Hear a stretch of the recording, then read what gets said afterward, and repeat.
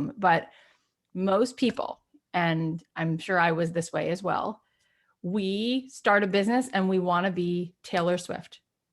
We want to write a hit. We want to write something everyone likes. We want to be vanilla ice cream. We want to be the ice cream that most people like. And we fail miserably trying to do that. It doesn't work. What we want to do instead is have a point of view instead of making shoes for everyone, because we think that that's how we should be expansion. Like that's expansion. That's abundance mindset. I'm going to make shoes for kids. I'm going to make shoes for high-end women when they're going out on the town. I'm going to make running shoes.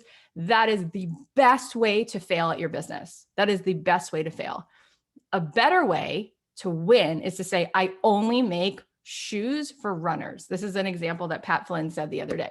I make running shoes, right? When I talked to Seth Godin, I think he was on the show now 3 times. The first time he was on, he says to me, my wife opened a bakery because when she kept going to the supermarket, she could not find vegan desserts. So she opened a vegan bakery.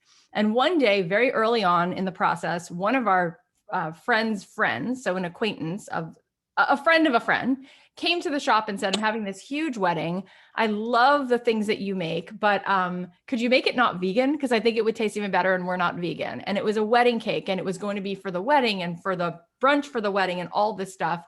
And he said, and in that moment, my wife said, no, but I can refer you to somebody who does do that, because there's like a ton of people who make delicious cakes, but I only make vegan cakes. And he said, that was the moment she said no to this woman and yes to a ton of money and a ton of customers because she took a stand for something. You think, or we think, not you, but I think a lot of people think that marketing at some point it's just going to work. Being marketing driven doesn't work. It doesn't work. Like interrupting somebody watching Friends and saying, buy Crest toothpaste does not work. Paying money for Facebook ads and worrying about your marketing strategy doesn't work. What does work is being market-driven, not marketing-driven, market-driven, person-driven. Every one customer who loves you, who's evangelical about you, will tell 4 other people. Just 5 minutes ago, I just got a text in my DMs from Gabby Bernstein, and she's like, just right now, she's like, hey, can we collaborate on something?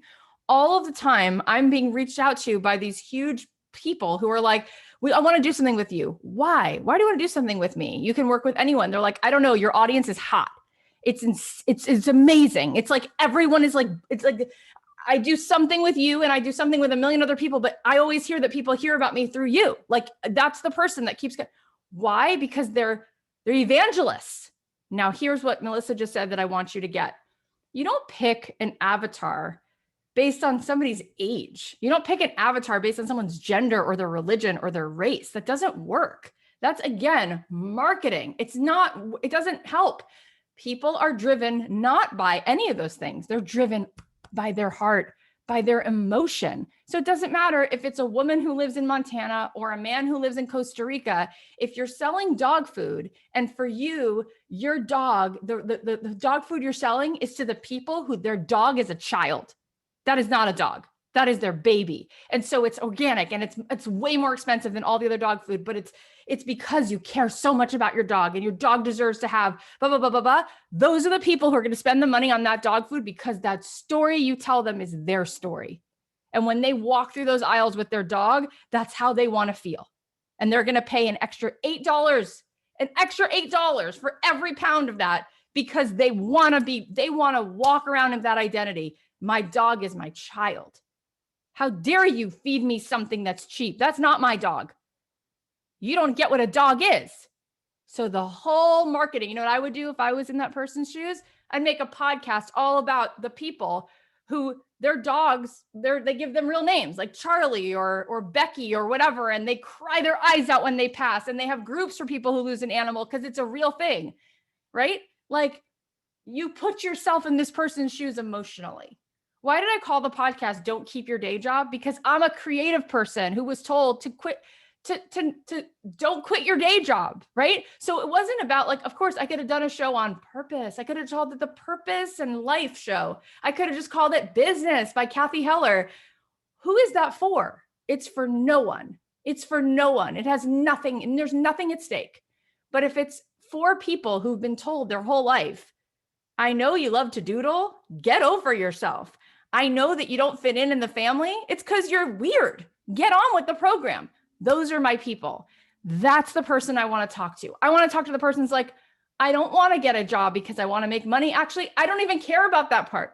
I care about being 95 and saying, I lived my life on my terms and I made a difference for other people. And I'm like, let me at it. You can do this. And the person who you're going to reach is you, and it's you, and it's you. So you're going to talk to the person who gets you because she is you. But you're going to talk to her from the place of what really breaks her heart and what really would just make her life sing. Like what would give her wings? That's what you do. So when you make this jewelry line,